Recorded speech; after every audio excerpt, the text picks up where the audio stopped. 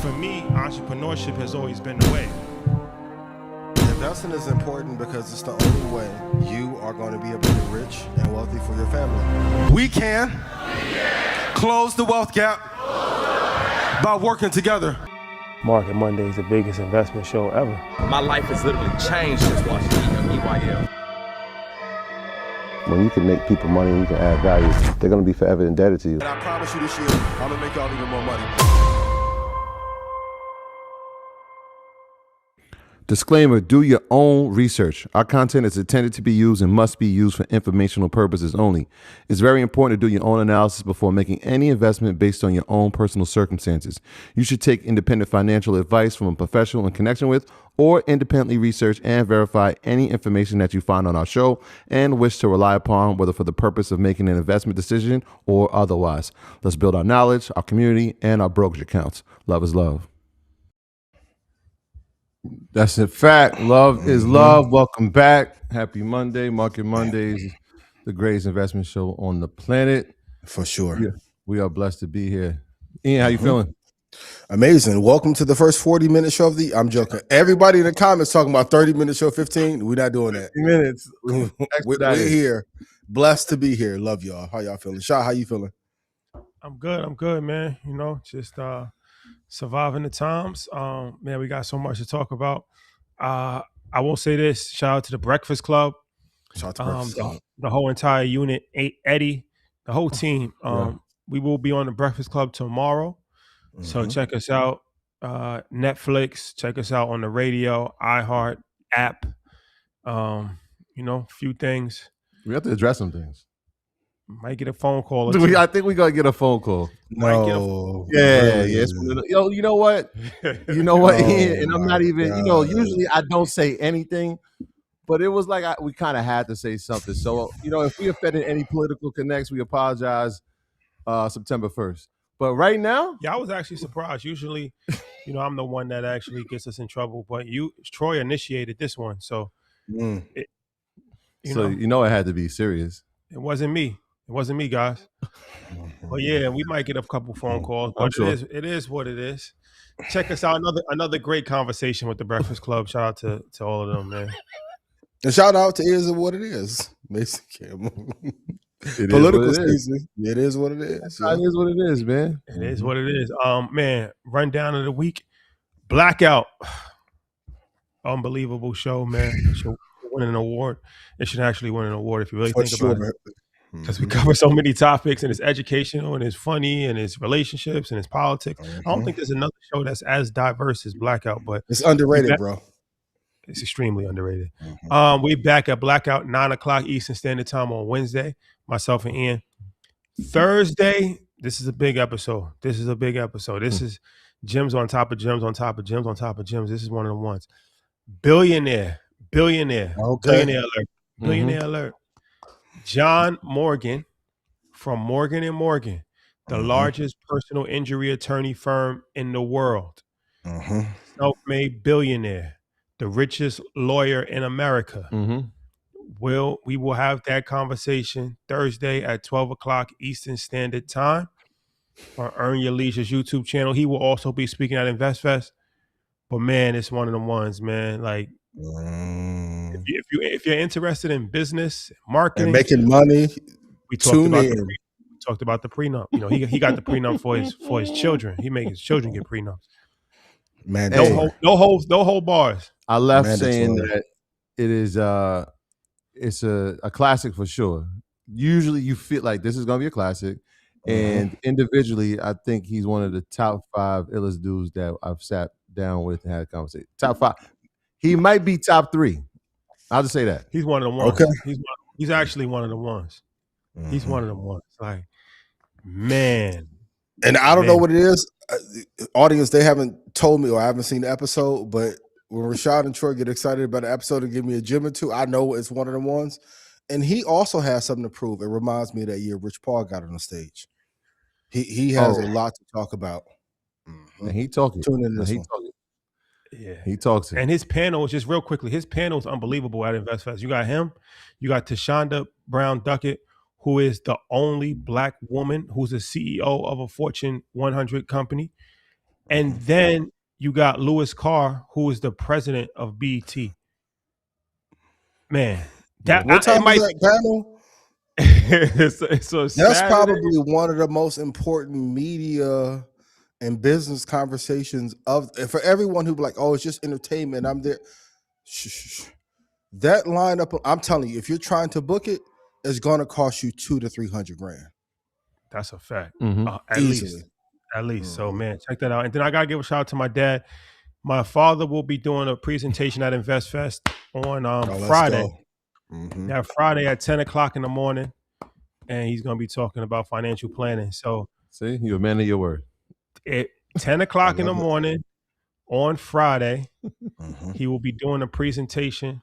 Financial planning, vitally important. Tap in. I'm glad that you did that for your dad, man. He had some. He spoke to us about it yesterday. He said, "Look, I sold out the crowd last year. If you don't tell the people, I can't sell it out again this year. So I'm anticipating another packed house when he gets on that stage."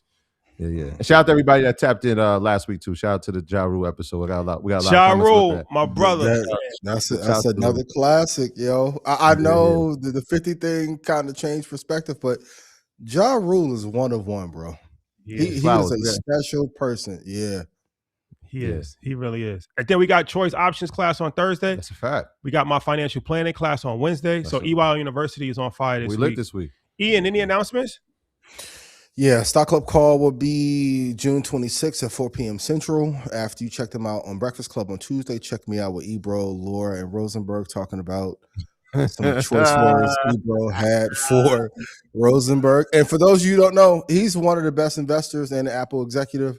So we're going to have a detailed conversation about the lineage of Apple, if they have misrepresented Steve Jobs' importance these last 10 years and how well the company's going to do now that Tim Cook is not at the helm.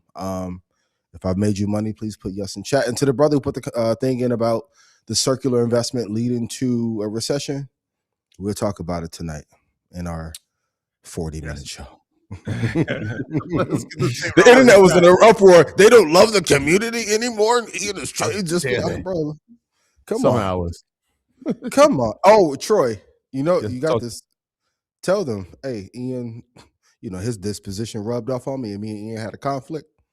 That's why I was so you can use me as an excuse if it goes going up in uproar. I figure I got at least till I have tonight for sure. By 8 o'clock tomorrow morning, it might be about 9 tomorrow. It's up. Blame me. It's up. It's good. We're gonna cut the ads off. How can we cut the ads off permanently on live video? So that we don't have to keep doing this every episode, because YouTube made that new adjustment where they add ads to the live videos, but we are sensitive to the user experience, so we will cut the ads off momentarily. Bear with us, please. Please. Okay, let's get into it. What's the investment fact of the week, and what's the future trading tip? We're gonna give you a 2-for-1. Okay. The investment tip of the week is every midterm election year for 50 years has delivered a drawdown. 2002 with Bush, it was -34. 2010 with Obama, it was -17. 2018 with Trump was -20. 22 with Biden was 27%. Who knows where we'll land? But the last 50 years, the midterm election has given some downturn. And also, they won't say that we're in a recession. The new term is late stage in the economic cycle. As a result, Adobe is down 33%, Oracle's down 37%, Nike's down 31%, Coinbase is down 28%. But for those who are investors who love this market, the elections are a great time to start to build a base in that midterm year. And 2 years out, you won't be feeling the pain. A lot of times we go back and look through books and say, I wish I could have invested in 2008 or in 2022, but the mid-year elections give you a great time to get into the market, to be able to get an edge in the market where others can't. And the futures trading tip of the week, learn to trade things that are not popular. I'll be talking about this at my presentation at InvestFest. But did you know you can trade the Houston weather patterns here? So I know everyone trades. Trade or bet, like Poly Market? No, it's trade. It's a futures contract. It's a futures contract? Interesting. The, So, the no, I was so I was gonna that say the idea of polymarket Kalshi, what we saw this week, we'll talk about that later, but pretty yeah, interesting. When you talk about the FanDuels of the world and the DraftKings of the world, the amount of money that went into the predictive markets over this weekend. a ton. And now you're even seeing, Rashad, to your point, right? Because that's kind of jarring to hear, but rainfall in North Dakota, right? But even interactive brokers are now putting some of those prop bets in there, and they kind of replaced the binary options market. But for my futures traders, find things to trade that most people are not trading that are liquid. So like milk class futures you can trade. The Brazilian real, lean hog futures are something you can trade. But like the interesting part, and even I agree with your assessment real quick because I can tell by body language, there's a pattern and charting to this. And I think even if we go into the conversation on Blackout about how weather is being manipulated, I think they're manipulating weather for the benefit of themselves financially long term. But trade things that most people are not trading that you can get an edge in to get an easy win.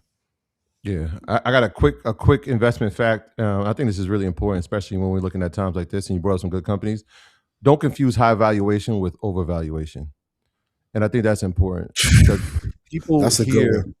people hear high valuation. I shouldn't invest in that because the valuation is high. You see that with companies like Nvidia. You see companies like Broadcom, even Palantir. Valuation is very high. That's drastically different from a company that's over evaluated, right? That overvaluation. Here's your examples. Pandemic.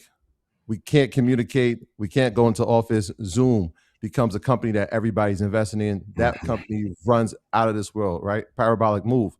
The idea of that being sustainable over the course of 5, 10, 15 years becomes in the thought of people's minds. It gets overvalued. And now you see where Zoom is at post-pandemic when the world gets back to normal. Peloton is another example of that company. So when you're investing, right, it's not about the company that is what you're paying for it now. Is it too cheap? Is it too expensive? It's about the future outlook of that company. So don't confuse the two. Overvaluation versus high valuation. Yes, sir. Okay, let's get into it. DRAM. Man, DRAM has been beaten up. Has DRAM hit DRAM? DRAM. Has DRAM bottomed? Who wants to start? Troy, I'll let you go first, and then I'll go shortly after. Has it bottomed? I think it's hit somewhat of a bottom for sure. When you're talking about the companies that are leading it, where they're at from their all-time highs, these are the signs that I look for to see if we've hit a bottom or if we're somewhere near that. Obviously, you can use the EMAs, the 200, the 172, but look at the companies that are leading DRAM. SK Hynix from its highs. Like these companies are all net positive for the year, but from their all-time highs, SK Hynix is down 40%. Micron is down, was down 32% and had an uptick today. And Samsung is down 30 to 33%. So you're talking about a 30% pullback correction. This is now a bear market in terms of memory and what we're looking at.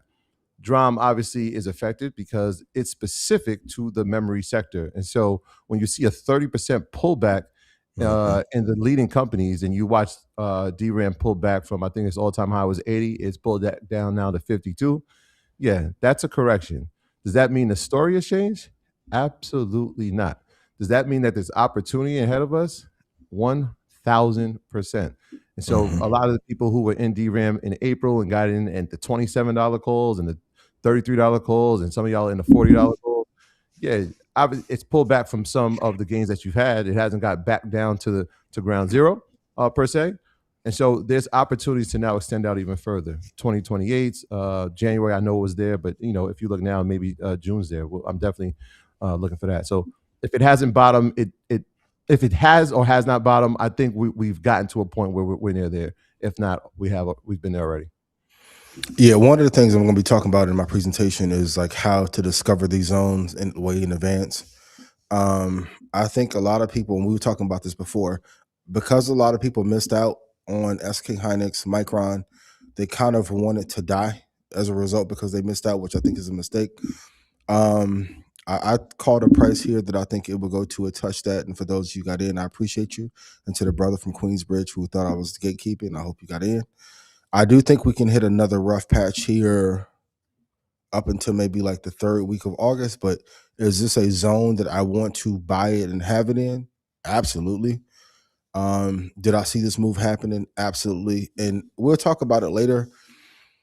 But in terms of like, okay, and I'll get to the circular investment, in my opinion, this is my thoughts as the executive of Red Panda and Ian Dunlap Enterprise, et cetera, not perfect for church, yada, yada. I think the circular investment is a Ponzi.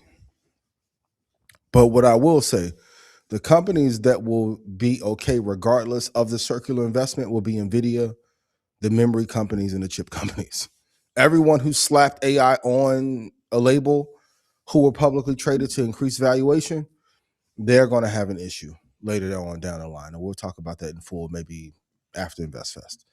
I think if you believe in DRAM, if you don't like it at 52 or 48, I think in a year, you're going to make a tremendous mistake. And also too, like if you look over a 3 to 4 year period, and this comes from the gambling part of investing, which I hate, 3 out of the 4 years, the market wins. So you should not be worried about a 5 or 6 week pullback when in 2 or 3 years, this ETF could be at 150. But I think you are sadly mistaken if you think. I've seen some even reports of people thinking it's going to go to $22. Have at it. I don't think so. And I want to ask you guys this question because I was listening to some music and listening to a Ross interview. When do we go back from buy back to blocking? You guys talked about this with Mara, right? And I think you made a great point that the gambling epidemic will be equal to or surpass the crack epidemic. When do we go from wanting generational wealth to gambling overnight? You want to start? I mean, it hit like it hit almost in a 3-month window where everybody just said, forget anything long term. I'm living for today.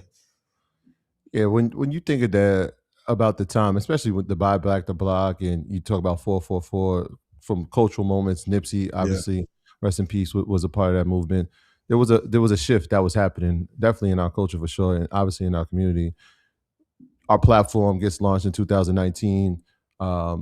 Market Mondays is in 2020. There are pivotal moments in terms of the idea of what we should be doing with our money, how we should be investing in it, how should we be treated, learning about entrepreneurship, business, all those things. And so at the same time, you get companies like Flutter, which is the owner of FanDuel, and DraftKings. They IPO in the market. Right. And so you're fighting this uphill battle to educate people about what to do with money while there is a multi-billion-dollar push to push gambling, sports betting, and now what we have is predictive markets. People want to make money fast and they want to make it in a hurry. And when people, obviously, the things that we know in our community is sports and entertainment. Right. And if we can make money quick from not playing sports, but being involved in betting in it, then people are going to do that because it's gamified. It's kind of the scarlet letter that they used to put on Robinhood. You're making this too fun. You're making this gamified. You're making it addictive where people are going to treat it like gambling. Yeah. And so you put all those things in the gumbo pot. The idea that people are hurting, people are losing jobs, obviously inflation, living wages, the price of anything from gas to groceries has gone up. People are trying to figure out, how can I make money fast? And when we don't know what to do, we go back to the things that we've seen historically, whether it was playing the lotto, whether it was a number runner. Now, obviously, younger and younger people are doing sports bet. How can we make money fast? How can we give our money away because we don't know what to do with it? Then you put in the music, you put in the advertisement inside of the significant pieces of media in our community. That's a great choice of words. It's a calculated mission that has been working effectively, and it's one that we combat every single day. Public service, please, because I want to because this is something that, okay, let's address this. for the crowd that continuously says, well, you guys talk about investing and the stock market, and that is gambling. Technically, that is gambling. So you trade in one casino for another. No, So you're not. let's go through the numbers. If you sports bet, right? Ask ChatGPT if you don't believe me. You have a 90 to 97% chance of losing long term in sports betting. 90 to 97% long-term chance that you'll lose money if you sports bet. If you invest in the S&P 500 over the course of any rolling 20-year period, what do you think your chance has been to lose money? If you invest in the S&P 500 over a 20-year rolling period of any 20-year rolling period, what was your chance of losing money? 0%. 0%. So this is important because we really got to educate the audience. And we told you this for 6 years. This is actually the final call. So it's vitally important that you listen. This is the final call. You have a 90 to 97% chance of losing in sports betting over the course of the long term. You have a 0% chance of losing money if you invest in the S&P 500 over any 20-year rolling period. Now, do you have a high probability of losing money day trading? Yes, you do. Sure. But this is Market Mondays. It's not day trading Mondays. For so sure. Listen. I always say investing is a game of knowledge. Gambling is a game of chance. Investing can become synonymous with gambling when you replace knowledge and you use chance. So when you just put money on some random crypto or you just do a 0-day option, you can turn investing into gambling. But that's never been what we have championed. If you invest in the S&P 500, if you invest in Microsoft, if you invest in Google, if you invest in Nvidia, and you hold them at QQQ for long periods of time, it's almost impossible for you to lose money. Even if you buy the high. I'm only saying almost for compliance reasons. So once again, for the crew that we got to tell the same thing to every single day for 7 years, investing and gambling are not the same thing. If you put $10,000 into the S&P 500 10 years ago, any amount of money that you gambled, you would have completely lost, right? A 20-year time frame, 20 years ago to now, the S&P you would have $70,000 if you put 10,000 in. And for the crew that's like, well, that's not a lot of money. The average black person has a net worth of 44,000. So we have to put things in perspective. Gambling is not a pathway to build wealth. It will only leave you broke. But that's the numbers. That's the statistics. So if you keep saying, and for you guys in the comments, you got to be the warriors that. That's what I keep saying. That's why. You don't have to fight for us. You got to fight for other people that are not educated. Look, there's a responsibility that comes with being educated. The people that watch Market Mondays are part of the enlightened few. Don't ever think that these are the masses of people. You're part of the enlightened few. Ignorance is bliss. So when you come across ignorance, it's time you got to use your platform to combat the ignorance and teach people, because you actually have a responsibility once you're educated. Dre, really quick to you, my brother. I love you from the bottom of my heart. If you go to Google or ChatGPT or Anthropic, any 20-year period into the Standard & Poor's Index 500, whether you bought at the top, the median level, or a deviation down, you had no losses. Also, if I can read off a couple quick stats, if you hold for 15 years, Nvidia's return 57,000%, Tesla 20,000%, Broadcom 14,000%, Axon 13,000%, Micron 12,000%, Seagate 9,000%, Eli Lilly 4,000%, Apple 2,000%, Alphabet 2,600%. Let's go to some non-favorable ones. DR Horton 1,300%, TJ Maxx 1,250% return, Ross 1,100%. If you hold for the long term, you will become wealthy. But they advertise to our community that the way to get rich is to flip quickly when they're holding everything for a long period of time. Please hold for the long term. I love y'all from the bottom of my heart. And like Rashad said, this is the final call. Final call. Final call, please. See, I didn't offend anybody there, guys. Final call, man. We're not going to keep saying the same thing over and over again for No. 10 years. Yeah, man. I think we've covered it. We wrote an entire book, and there's a chapter on the differences between investing and gambling. I think shout out to Meryl. I thought that was a dope episode, but we break down the differences there. People understand it; they just don't participate in it. A lot of people don't understand it. A lot of people don't. For No, them, I'm it's for them. saying The mass majority, I would agree. Oh no. Yeah, no. Yeah. It's And all right. also, I'll say this. Stop letting people put flashy things online to induce you to do things because the wealth is not there. The important thing to ask is, what's the net worth?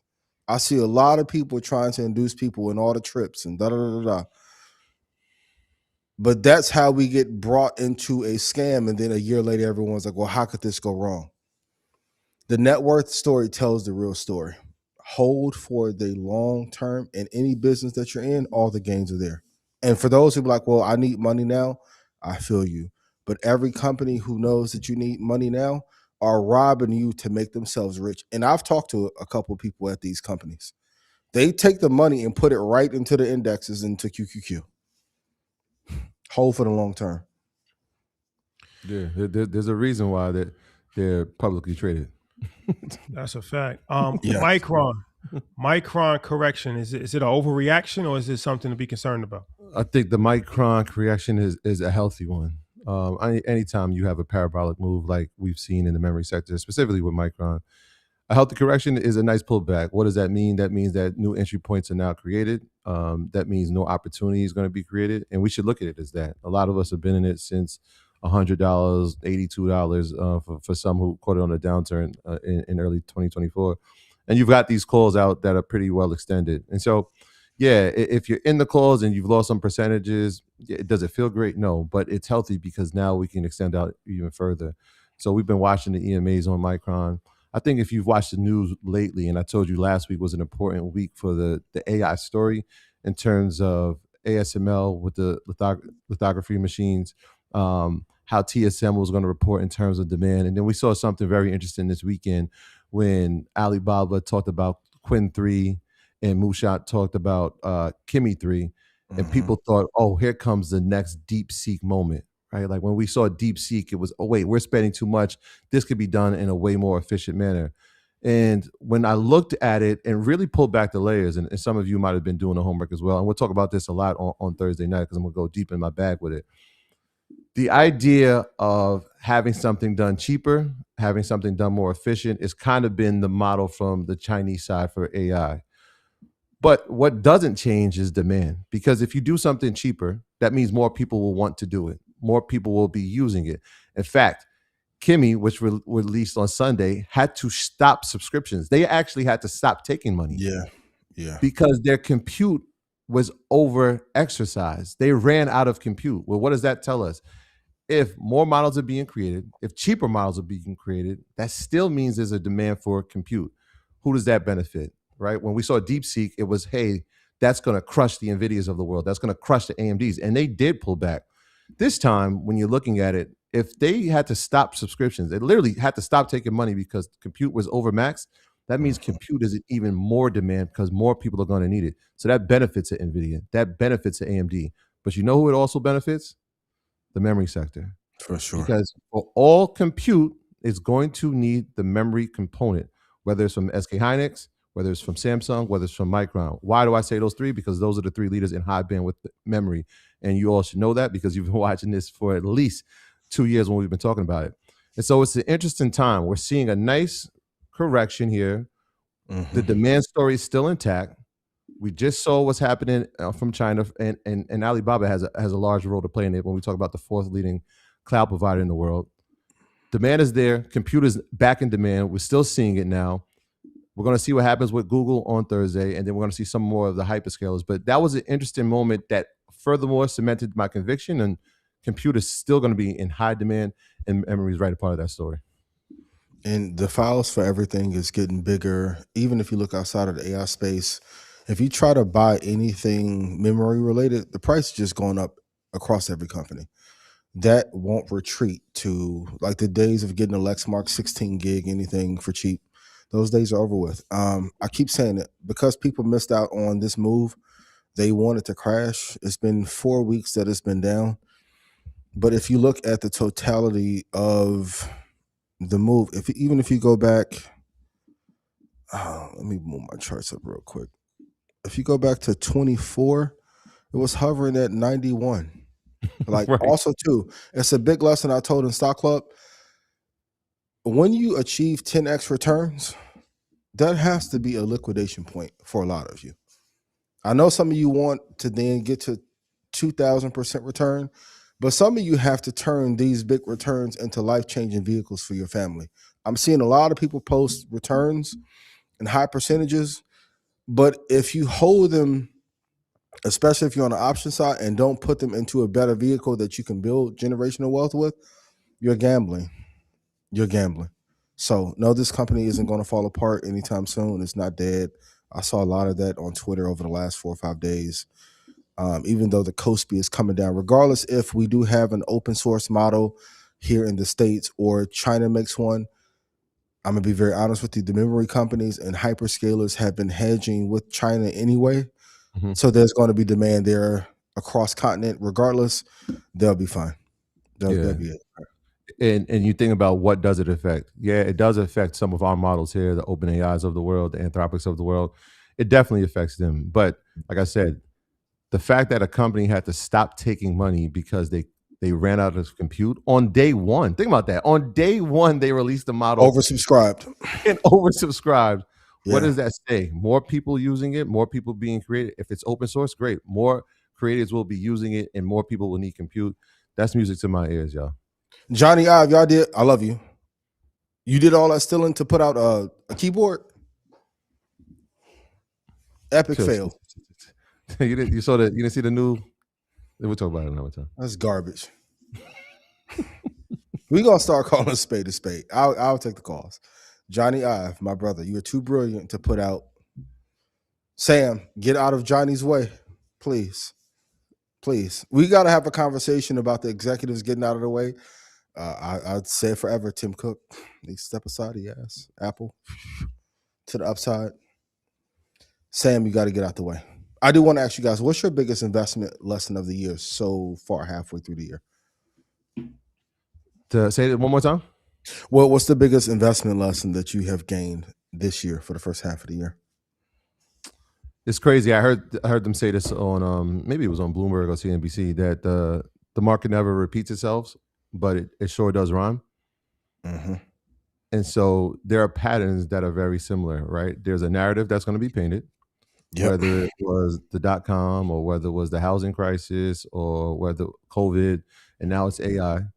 There's going to be positive sentiment. There's going to be negative sentiment. There's going to be overselling and panic. And then there's going to be people who see opportunities. So yeah, it didn't repeat itself, but the rhythm of that cycle continues to show itself. And it's showing itself now where, like somebody said, hey, Micron ran up to 1,200. It's down at 850. Short-term view, oh my gosh, this thing is falling to, it's over. Well, the person who's been in that company since it was $91 sees a different story, right? They see great opportunity. And then 5 years out, whatever that multiple, it's 12 months from now, it's at 1,600, and you feel like a very different story. And so, yeah, history doesn't repeat itself. The market doesn't repeat itself, but it sure leaves patterns that form a rhythm. Shadi, what about you? Man, you gotta hold for the long, and don't get shaken out from fear. Fear and greed index, vitally important. Congratulations to Spain. Oh, why you did that? That's a random pivot, but The baby goat. The baby. Shout out to Spain. Can I make an announcement? I'm sorry, I got to make a few announcements today. It's a lot to talk about, but I want to definitely give kudos to Cash App Square family. So we talked about the Kids Invest Fest that we're going to do on Thursday, the first day of Invest. Like that's kind of like the pre-opening to Invest Fest. So what we want to announce today is that we will have a kids pitch competition as well. $10,000 to the winner of high school pitch competition. and they're gonna be talking about, you know, business ideas that they have. First year we've ever done that. And how it's gonna work is that the people that's coming to the kids event, they're part of schools, but we're gonna open up a slot for a walk-in. So on Friday, we'll open up a tab on the InvestFest website, and you as a parent, you can fill it out or have your child fill it out with you, and we'll have submissions for, because like there's gonna be like 4 kids in the pitch competition, 4 finalists, and 3 of them or 4 of them will come from the schools, and 1 of them will be a kid that's not part of the schools that's coming. So we will open it up to a walk-in, and even if they don't win the pitch competition, they'll be able to, you know, enjoy the whole day and see the panels and fireside chats and meet other children. It's gonna be a whole thing. $10,000 for a kid is crazy. It's a lot. I'm gonna add 10 grand to it. Ian Dunlap is going to add 10,000 to it. 20K? The 20K play. Wow. Okay. Thank you, my brother. That's what it's about, man. $20,000. Red Panda has come in with the the Red Panda Rebellion. For sure. Has added an additional 10. That supports the children, yo. He ain't a lot of kids, man. He ain't sure. a lot of kids. That's a fact. So, and then the last thing that we're going to do with Square, and once again, the final call, part of this youth initiative, we're launching an entrepreneur initiative at InvestFest, where they're sponsoring 50% off for 50 tickets.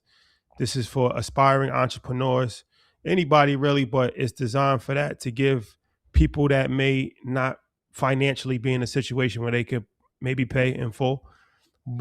Square will be sponsoring 50 tickets, first come, first serve, VIP or general admission. And you go to investfest.com, enter code SWEAR. The vendor booths, I think they're already sold out, but this is just for tickets, just not vendor booths, just for tickets. General admission or VIP, you enter code SQUARE and you get 50% off. So thank you to Jack Dorsey, Cash App, Square, the whole team. Yeah, I definitely think that you guys should take advantage of it. This is the last call. This is the last partnership type situation that we're going to do before InvestFest. InvestFest is 2.5 weeks away at this point. So if you're interested in going to InvestFest, this is your moment. Go to investfest.com and enter code SQUARE. Talk about great partnerships. That's a great partner. That is a great partner. They were obviously there last year, had a great role inside of the vendor marketplace. We'll be back this year. Obviously, Jack Dorsey was at Market Mondays Live at InvestFest, which is incredible from his 24 hideaway. They're put back. And the thing is, and this is what I'm talking about, when you find partners that are aligned. When we had the idea to bring a kids event to InvestFest, they were 100% all on board, saying, how can we help? We need to be a part of this. Yes, InvestFest is great. We want to help as many kids as possible. So again, shout out to the Square team. Jennifer, what's up? Okay. Let's talk about Netflix. Okay. Shout out to the Breakfast Club. we made our Netflix debut. The Breakfast Club is on Netflix. If you don't know, watch the Breakfast Club on Netflix. Yeah. So let's talk about Netflix and McDonald's. No, go ahead, Rashad. My bad. No. Go ahead. You really champion this, and it made me think of the conversation we was having last year about the addition to the podcast. I want you to play CEO for a day. Tune in tomorrow. Kudos to everyone at Netflix. They've gone from 134 down to 67.60. Yeah. What do you think they need to do in order to fix the stock? Man, it's a few different things, because they spend so much money on content. It kind of puts pressure on their profit margins. I think a lot of things are lost leaders for them at this point, like the boxing. They're spending so much money on boxing. I don't know. Yeah. It's hard for me to believe they're actually making money from that right now. What would I do? That's your question. What would I do? I would really, they should be Twitch. Why is it Netflix Twitch? Like, instead of, like, technically they should buy Twitch. Like, and Kai Cenat should have an exclusive deal on Netflix. And iShowSpeed should have an exclusive deal on Netflix. Like, all of these top streamers, because they're already on a streaming platform. Netflix is the premier streaming platform. It's not streaming like in IRL, but that's a pivot that they can definitely make. So I would definitely 100% go streaming. I would definitely invest into sports, but maybe do it a little bit smarter. The boxing thing, I don't really know about boxing. We just saw the World Cup. I would definitely go heavy into soccer, even on the international play. When you talk about, Champions League, I don't know if those contracts is even available or not, but Peacock has them. I would try to find something. Everything is negotiable on a certain level. So soccer, I would definitely do that. They're already going into the NBA and NFL. I think sports is going to be big for them going in the future. The idea of podcasting is not a bad idea because it's a low level of money that you have to put out to produce these shows, but they just have to find a way to make the content licensable, I think, because I think that not being able to clip and not being able to see it on other platforms, I think is kind of hurting. So maybe it's an original Netflix podcast. The first week you can only see it on Netflix, and then it goes to YouTube, but it's licensed, or then it goes to I don't know. But I think that they got to try to find a way around that to make it a little bit more open sourced. But I like the idea of the podcast, but I think they just got to try to find a way to make it a little bit more open source. Troy, what about you? I mean, it's tough. I do love Netflix, and I think they have a lot of things that are going correctly. Number one, the advertising business, if you look at the report, is scaling, right? They're making a lot of money in the ads. Their churn rate is incredible. Like people, people join Netflix, they forget about it. This is like that's the real Netflix and chill. Like you subscribe and you forget that you subscribe and you pay that monthly fee. And then the engagement, like they had a record level of engagement hours in the first half of 2026. So all those things are positive. I think the idea of streaming is going to be very important. So Amazon saw it and they grabbed up Twitch. So can't go that route. But I think what you're saying about soccer is important. And so football, because they have NFL, which football as American well. football. American football. So what Peacock's done with the Premier League, and I'll be interested to see what the viewership is going into the season, which is about to start, because the way that soccer captivated America's attention over the past 6 weeks was incredible. The amount of views that it generated, the amount of money that it generated, I think this is an all-time record. I think it did $9 billion in 6 weeks, which is, think about that. That's ridiculous.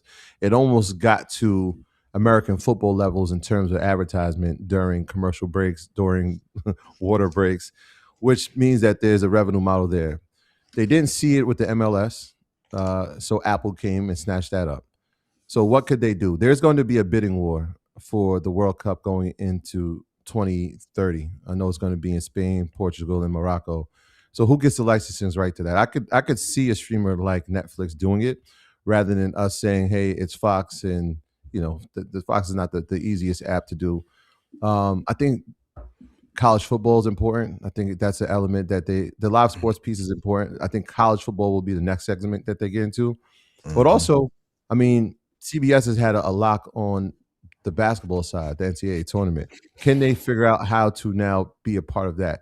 These are all revenue drivers. They're huge in terms of attendance. They're huge in terms of viewership. But there's also that other side that ESPN couldn't figure out, right? That how do we put sports betting inside of it? Netflix hasn't done that yet. I feel like they'll try to figure out a way to add that because they do have the technology and they have a pretty user-friendly interface. But I think the live sports will be important. Live experiences will be important as well. I think when we talked about Disney last week, they have the experience element that Netflix doesn't. And we've been to a few Netflix activations, like when they did the WWE Monday Night Raw. If you ever been to a Monday Night Raw while it's been on Netflix, it's incredible. Like what they do and how they bring people together, it's incredible. But it's a pop-up. There's not a standalone thing that I'm coming along to be at on a regular basis. Can they figure out a way to have something that becomes an experience in the near future? Whether it's, Stranger Things was popular, but that's gone. Then they had Squid Games and they couldn't really monetize from that because that's gone. In this world of back and forth and attention spans and shows coming and going, how can they captivate an audience, whether it's from a streamer or is it from some type of live event that keeps people coming back and makes the experience even that more extended than just watching? Yeah, I don't know how they haven't done a deal with like you said, Speed, Dean, Beast, Jesser, because you need a consistent person to keep you coming back to the platform. From business side, the business is great. Like the net profit margin is 27%, operating margin is 33%. I think a lot of the rotation out of tech, like they almost got beat up like a software stock, even though that they're not. I really like Netflix if it gets down to that 246, 245 area as a area to buy. But with some of these companies, 240 or for Netflix, I think it's like 66 now. No, yeah, my bad. I'm looking at the wrong chart. Hold on. Okay. Thank you for the correction, my brother. I got you. Clippers. Excuse me. 50-24 is why I like it. 50-24 is why I like it if it slides down there. So I think the business is strong, but since I don't think they're ever going to let us have a full-blown recession again. So the new term is the late stage of this economic cycle. I think a lot of compression is happening as a result. I think they've gotten beat up like a software stock as a result. I think it's been unjust, but I think they do have to make a couple of changes and figure out the spending on that side of the business. Yeah. It's tough. Like I'm even watching what Kai's done with Streaming You over the past weekend. How do you not even license that or make it for I get the Love Island play and the Temptation, but that's the move of where you want to go to. Yeah, because you figure that there's, I don't know, 100 streamers in there. Some of them have deals, some of them don't. I felt like Instagram is a big winner from Streaming You because I didn't have to even subscribe to any of it. Like every 3 seconds, it was a new clip. Whether it was was it Dream Doll? It was Dream Doll. Yeah. Shout out to my man Clarence and Queen Naja, and then Dub, and I'm just like, these are the highlights. It becomes a highlight reel. Then DDG comes into the space. I'm like, Pac Boy Max had an interesting moment. It's like we got to see all those. Sure. we got. I don't want to offend anyone. Ian. I'm not trying to offend anyone. Yeah, thank you. But like, imagine if. Like when Kai walks into his office and all those screens are showing, imagine if Netflix had a platform where you could actually just pin into the person you want to watch, right? Like, and that watch time is so important. Oh my God. Oh yeah. I mean, people watch that like it's a new age of media, a new age of entertainment. Yeah. They've got it on lock, man. Rakad, these guys are just different. Why do you think a big platform hasn't? Because I know they've offered, right? But why haven't they secured that deal with a person who is that important? Like they let Mr. Beast go to Prime. Oh, what you think the number was? They never disclosed that. I don't know. It was astronomical though, because I know they gave Mark Rober allegedly 30, and Mark Rober not a tenth of the size. Pause. Hey, yo. What about McDonald's? What's the deal with McDonald's? That's the chart I was looking at. I think at that 246, 245 area, I really like. I don't know. This may be a conversation for Blackout, but food quality is an issue for sure, and there's a contraction for sure. So like my low to low price for McDonald's if it gets there is like $2.18, but there's a food quality issue that you have to consider, and it's not being talked about enough. But McDonald's, Starbucks, and a few other fast food chains' biggest competition is Eli Lilly. Like I always say, I'm never worried about the head-on competition. My number one competitors, like in terms of brands, was Cardi and The Rock doing something, and as a technology platform, Apple. In 2022, Apple flirted with the idea of putting out something comparable to Robinhood, and it would give you entries as well. They scrapped it. I don't know why. Right? So McDonald's competitor isn't Burger King or Chipotle or Cava. It's Lilly and Wegovy and that whole suite of products. And now the peptide market is ticking up. So even though they, of course, have the real estate as a long-term investment play, which will work in perpetuity, I don't think people want to pay a premium price for the stock if you have those competitive headwinds coming. But I mean, they had a drawdown in 2020 that went from all the way down to 123, and the high of the year was 233. So if it gets anything in the sub 220 area, they'll be fine. I think everyone is just rolling over to where you can get 50, 60, 70, 80%, and people don't want a 15 or 20% gainer right now. People trying to get fined, yo. People want to eat that sludge. But hey, the rumors sometimes you got to address online. It's on the feed too much. It's a great business lesson. You can't listen to everything, but if the fever pitch gets too high, you have to address some of these things. I wanted to ask the public something because I'm curious to know about this ad situation. Is it the people that are seeing ads? Are you watching it on your television or are you watching it on your phone? Because that might. Because let me put in the comments if you saw an ad recently on this live, did you see the ad by watching it on your phone or did you see the ad by watching it on your television? I was assuming it would be on the phone. Yeah,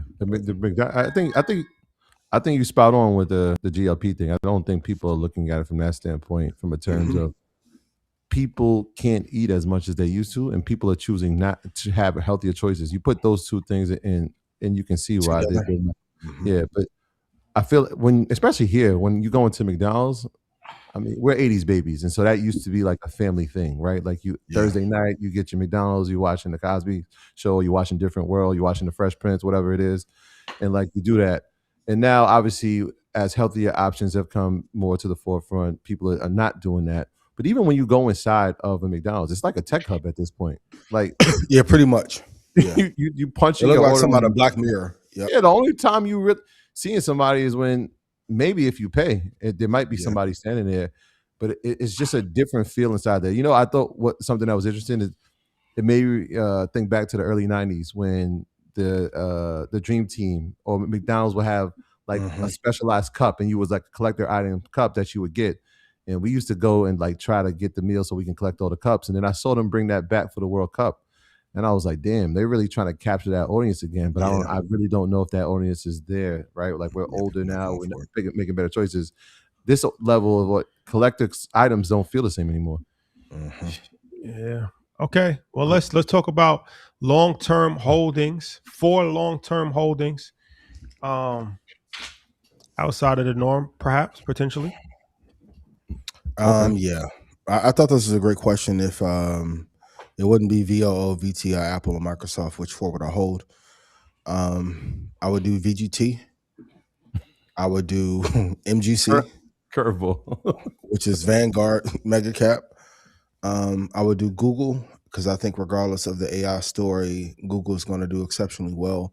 And they've shown, like, the thing that I love the most about Google is when they were behind in that AI race, they just put their heads down, got into their collective deep mind huddle, and innovated. So if they can do it there, they can do it anywhere. And last is Eli Lilly. Those are the 4. So you have some diversity in there. Once again, if you put it in the chat GPT, if you hold these 4 for 10 years, what the expected returns will be and what the expected drawdown would be. But regardless of, and I get the basis of the question. Like, if you could pick another 4, what would they be? But the most important thing outside of the 4 is the holding period. I think a lot of times people are trying to rotate, like hedge funds rotate for capital management purposes. They're not rotating for wealth purposes. So when you're raising capital, and you see with Kathy and others, InvestFest alum, their business model, they make money off, like, even though like ARK has been down, ARK is still profitable because of management fees. That strategy won't work for your business. So pick your 4 that you're going to marry. But if I had to pick a new 4, it would be VGT, MGC, Google, and Eli Lilly. Strong. That's strong. I'm trying to figure out what my last 4 was so I could pick a new 4. Go with the same 4. Yeah. I'll choose different. I love Google as well. But I'll start mine. I mean, SMH would be my first ETF. That's a great start. Just because the semiconductor space is definitely going to lead in terms of technology. I feel like the Qs are great. I'll probably do XLK still as my second one, broader based technology, not as specific as just the semis. And I'm not, so I'm going to take out obviously NVIDIA, obviously Apple. Yeah. I've done TSM before, so I'll go Broadcom here, just because I think in terms of the AI story, the heart of it is still going to be compute, and it's going to be a GPU or it's going to be a CPU. And the more that NVIDIA becomes a platform and hyperscalers decide that they want to do their things internally in terms of compute, right? We've seen this with Google. We've seen this with a few other companies. I think Broadcom, which does custom ASIC and it helps people do that, I think their business is going to be even more prominent in the next 5 to 7 years, because people are going to say, hey, we're not going to spend as much with NVIDIA. We're going to do this internally, and Broadcom will be right there at the doorstep helping them build it. So that would be the stock. I feel like I got to go. I don't want to do Lilly because you said it, but I just feel like in terms of the disruptive industries, healthcare is going to be one. You talked about GLPs. The peptide story is a real story. Yeah, that's a real thing, bro. What they have that is potentially coming to the forefront before the end of the year is a game changer in terms of weight loss and healthy lifestyle. How's that? Was that good? Yeah, that was great. So I'll go Lilly, Broadcom, SMH next. Okay. QQQ, SMH, Bitcoin, and the fourth one, NVIDIA. Let's talk about must-own stocks in a portfolio. Really quick, somebody asked in the chat, the better question should be, what should we hold for 3 years, 5 years, and a 10-year period, respectively? The ones that you hold for 3, you should hold for 5. And the ones you hold for 5, you should hold for 10. If you can't hold them for 3 or 5, you shouldn't hold them. Like, that's a rotation game. If you never listen to me, and you've seen us do it on the show, you've seen me do it with Red Panda, you've seen them do it with EYL and InvestFest, all the compounding happens after year 5 and year 6. I don't want to play any 3-year games with anybody. I don't. So, back to you, Rashawn. Yes, sir. Okay. Must own portfolio stock. Okay. Real quick to the episode with John Morgan. Did he talk to you about any 3-year plans? No. How long, when he talked in time frame and you guys sat down with him, what was the time horizon that he was given? So I want to listen. He a billionaire, so listen to him. What was the time horizon he was given? No, long term. And even like, so to give you a sneak preview, he said that he spends $600 million a year in marketing. That's his marketing budget, $600 million. So he said, in I think Los Angeles, he spent $28 million this year. And he said that he's actually never made money in Los Angeles yet. But he was like, it's okay, because he's planting a seed for future windfall. So he was like, he'll lose money in markets like Philadelphia and Los Angeles, New York. For years. He'll lose money because he has it mapped out over a 10-year time frame of like, I need to get my name out here so I can get enough cases. Because if I get enough cases, then I'll have some really big wins, and then that'll make up. So not only is he thinking long term, but willing to lose money in the short term because of the long term perspective, and looking not so. All right, that's important for people to understand as far as investing. He's not looking to just cash. How can I make the quickest dollar today? He's like, look, I'd rather lose money for a few years to make money for a long term, as opposed to just what's the quick flip? Like, what market can I quickly flip right now to just get as much money as I possibly can in a moment? You got to think about that in terms of the cities he's talking about, right? Los Angeles, huge city. New York, huge city, big populace. They've been doing work there, but if you've been in law, you know litigation takes time. So his thing is like, I've built up enough cases. I know when these cases start turning over, that revenue is going to be astronomical. So he thinks in terms of generations. It's the reason why his kids are working, right? And they weren't handing anything. Like when you listen to the episode, it'll be very clear. But his grandkids will eventually, hey, if you want to do something, you can. But here's what we're doing as a family. Yeah. Get down or get lost. And he also said something that we already knew, but you know, the hardest working people in America make the least. Hello. Think about it. Think about it. That's why you're watching the show is so vitally important. You got to find ways to make money without doing any labor, without doing any work, without doing any manual work. Like the hardest working people in America, let's be honest, the hardest working people in America get paid the least amount of money. Right. You have a thing called a hurdle rate. That's 7%. Like your money just burning 7% of value each year. That's why so many of these companies have gone up, because it's a multiple of 8 or 10 of that. Be mindful, have to have the money working for you. I wasn't trying to avoid the point, but I want everyone to remember like the long term. And I know some of you are like, okay, well, I need money next month or next year. That problem I can't fix. But what I can fix in a year is if you put a certain amount of money into the market, you'll have a higher return.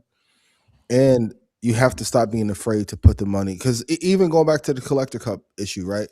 And then remember the what was that? Like the McDonald's thing, the monopoly thing in McDonald's. Yeah. They'll get us to buy into every craze on earth, and won't tell us to buy the equity. It's like, oh, even WWE back in the day, every event was tune into history. No one remembers who the fuck won between Macho Man and Jimmy Snuka. It don't matter, bro. Hold on to the equities for long periods of time. Mike, can you mute? I think there's a sound. I think our guest is about to come up, but Mike, just mute it out. I thought that was me grunting. Yeah, no, please. I thought I was doing my ventriloquist thing. Please. Okay, so must own portfolio stock. I want to ask you, if you could only have two, Rashad, for the next 2 years, what are 2 stocks that you would hold? Because my friend wants this question answered so bad. Maybe if it comes from someone else. Outside of the last 4? Okay. Then y'all be like, don't be frustrated. All right. So let's say not any of the Mag 7s then? No, we got to say, we can't just keep eliminating stocks. You just got to go with what's the best stocks to own. Let's do that. We can do that. I'm cool with that. My portfolio stocks that I own, the top stocks that I own is Apple, Microsoft, NVIDIA, TSM, Eli Lilly. Yep. And then, you know, ETFs, QQQ, obviously, SMH. Then, you know, the Vanguard, VTI. Yeah, VTI, yeah. VO, you know, stuff that you talk about. If you want safety, I'm leaning on Apple and Lilly. Okay. Yeah. So. I mean, my largest holding is NVIDIA. I think everybody in EYLU has seen that accumulation. We're about to hit a new milestone in terms of amount of shares. So that's always going to be there. I think outside of the ones we spoke about, Google for sure. So all the Mag 7s are in the portfolio in terms of equities. I think my next accumulation company is going to be GE Vernova, because of the energy story and how prominent it's going to be and how prominent it is, and the lack thereof here in this country for sure. Yeah. Right? We saw our good governor put a pause, a temporary ban on the expansion of data centers here in New York, which makes sense when you talk about New York's grid and the amount of energy New York City alone needs. But it makes sense that would happen here because it's too much of a strain. That's why you start to see it out in middle America. You see it in Texas, Tennessee, Idaho, Ohio, right, where there's large landfills, where there's a lot of area and not as much electricity being needed. So yeah, I think GEV is going to be my next one where I'm all right. Let's grab a bunch of shares here because I think this one's going to be here for a while. To the person who said the people who are trading need money so they can't afford to hold long term, I understand it, but I would argue, if I'm gonna be very honest, they can't afford not to hold long term. But that's the part where the sacrifice comes in of not going out and not. Everybody who I hear say that they find a way to make it outside. That's a fact. They find a way. I go hit that story button and go look. Because on Monday I get all the sob stories. Yo, I'm about to get kicked out. That next Friday, hookah smoke everywhere, bottle service everywhere. You got to make a sacrifice. And listen, we have a finite amount of time. According to Magic Johnson, we got 2 more years. Right? Yeah, time's ticking. Time is ticking and going by faster than ever. And then also, too, in 2 or 3 years, I promise you, the gains and run-ups that we have of easy 600% and easy 500% returns, they're not going to be there. You got to make the sacrifice. Do it now. So what's yours? What's your must-hold stock? Apple and Lilly. Oh yeah, you said that. Okay. Yeah, Apple and Lilly. I think that those are almost indestructible. Tim, I appreciate you for your service, but now that he isn't steering everything and there's a new direction, a new vision being laid out. But even while he was he still, Apple became the new index while he was there, which is still a great thing.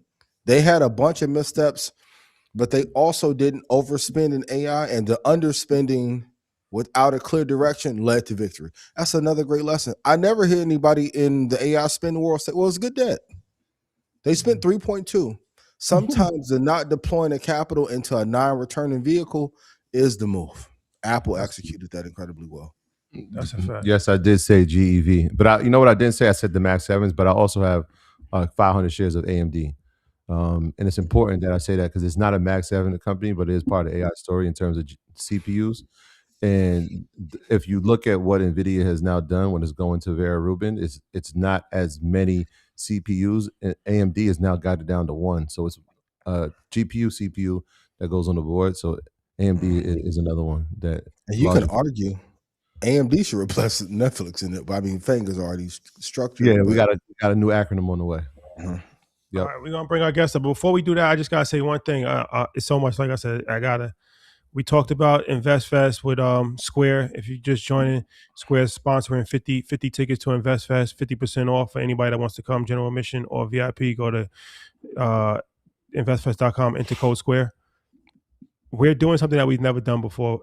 Thursday night kickoff. We're having a special satellite event for InvestFest. Okay. Greatest rap group of all time. The Locks. Chief Luch, Jadakiss, and SP. They have a documentary that just debuted at Tribeca Film Festival about their 30 years in the game. Okay. I told you. I saw Jadakiss. The Locks are coming to Atlanta. And we will do a screening of their documentary, and then we will have a fireside chat with them, and we're going to do Q&A from the audience. It's going to be a whole thing. The Locks will be in the building. This is intimate though, so it's $35 if you want to attend, and this is first come first serve. It's only for like a couple of hundred people. Like I said, this is a satellite event. This satellite event is happening on Thursday night before InvestFest starts. This is the kickoff per se. If you want to go to investfest.com. There's a link. Shout out to the Locks. Shout out to the Locks, and congratulations to the Locks. 30 years in the game. 30 years is crazy. Man, that's actually insane. It means a lot to us being from Westchester, and them being from Westchester. Us growing up while we were in high school, listening to them, watching them like drive through our neighborhood and looking at them like those guys are the superstars.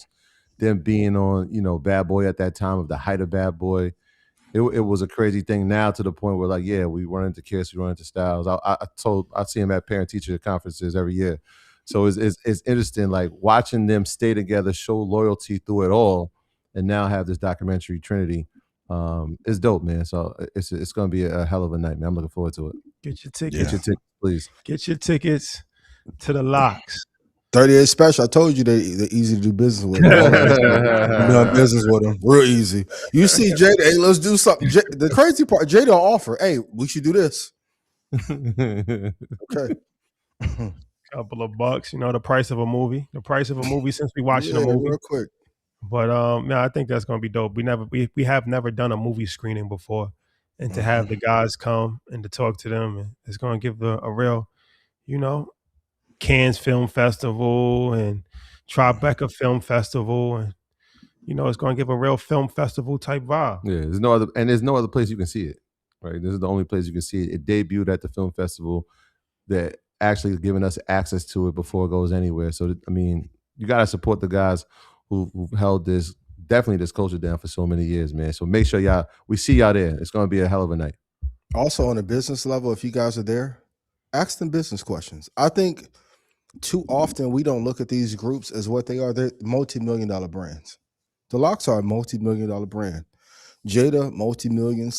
His venture into health and wellness. Sheik has done great in business. I don't think they get the credit they deserve as well, like you said, for not only staying together, but keeping that brand viable. And then Jada reinventing himself, doing a show with Fat Joe. Don't look at them as entertainers. The vehicle they picked was entertainment, and then they mastered other things. Yeah. So that's a fact. Shout out to Yan too. She's one of the EPs on it. Shout out to Yan. That's a fact. Really quick, I got an announcement to my brother Rod in the comments. I love you dearly from the bottom of my heart. I never said to sell Apple. I said Timothy Cook should be removed as CEO before anyone else on earth had the cojones to say so. My account got closed with Apple as a result. That was the only triage that I suffered. But if you listen closely, put yes in chat. If I said Tim needs to be removed, I never said sell Apple. I haven't sold any of my Apple shares since I've had them. Going back to 2013. You shouldn't either. FOH isn't a ticker symbol that I could pull up on my Thinkorswim, but you should invest in Apple and Lilly long term. Back to you, Farmer Chuck. What happened? Your account got closed? Yeah, I told you. What account? My main iCloud account. They closed your iCloud account? The Apple ID? Yeah. How'd they close your iCloud? What did you mean? They just said you don't have iCloud anymore? No,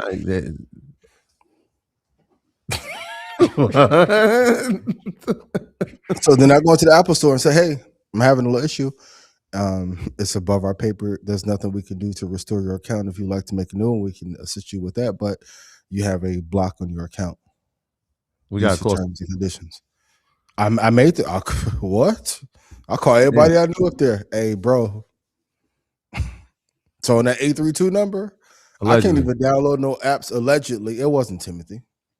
But this is the other part of being honest in your conversation when assessing the company that you love. It could have been worse blowback. They let me keep my other accounts open, but my main account lost some of my little favorite pictures of Xander playing basketball. Okay. I thought you were going somewhere else. No, I thought you was going somewhere else. Easy. Those are on the Seagate, my boy. I told you, memory, RAM. Selected folder file. Yeah. I was like, what? So the week after I said Tim should be fired, they fired my account. That's when I said, ooh, gotta be careful what you say. Boy, it's powerful. Justice for Ian's iCloud. Let's bring the brother MG, the mortgage guy, up, can we? Jizzle.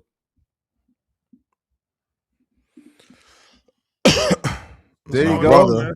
Yo, come on, man. What's up with you? You muted, bro. You muted. You muted. Hold on. Before you say anything. Yeah. Hello? You there? Yeah, can you hear me? Can you hear me? There we go. Man. You hear me? You hear me? Test yeah, man. I hear you loud and clear, man. Mic check. Like 1 2 1 2. Can you hear us? Pause. Yeah, I hear you. You're looking like you in New Jack City, my boy. You know, same shit, different toilet. You know what I'm saying? But yo, Ian, that's a wild story. I never heard nobody iCloud get locked, yo. It's like that's crazy, yo. Crazy work. Shout out to the Locks too. Shout out to the Locks, man. Matt, Congratulations on everything. Thank you. Good year. Having a big year. Yeah. Yeah. Yo, You wild boy. True. Yeah. Hold up. Hell of a year. So Remix. shout out to MG, man. You looking great out there, man. Yo, you know, God is good, man. All the time. You know what I'm saying? That's all I can say. When you're looking for that favor, you know, you gotta do what you gotta do. Just walking in the footsteps left for you, man. I love it. You know, God is good, man. That's all I can say, man. God is amazing, ladies and gentlemen. God is the greatest. You know what I'm saying? Indeed. I appreciate the love. Indeed. So let's. If you know, you know. Yeah, stop. TV timeout. If you know, you know.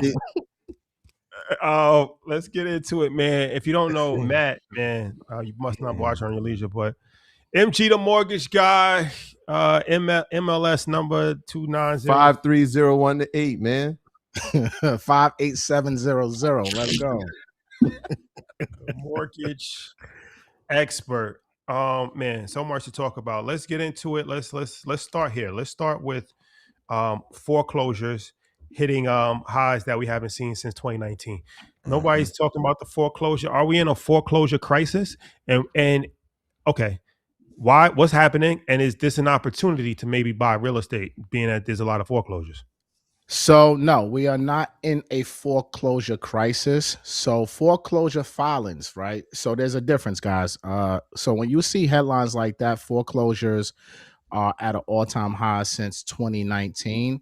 What they're speaking about are the filings, not the actual foreclosures of people getting foreclosed on, right? So a filing is basically when someone misses 4 months of mortgage payments, then that bank is going to start that foreclosure proceedings. And that's what in the first half of this year is up. It's over 227,000 properties in the first half of this year that have started the foreclosure procedure, right?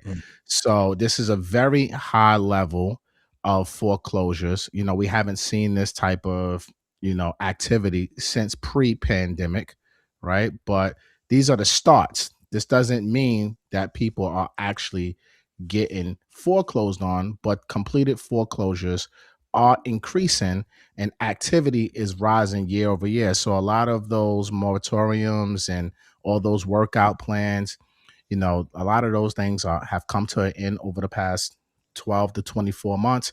And let's just keep it real, y'all.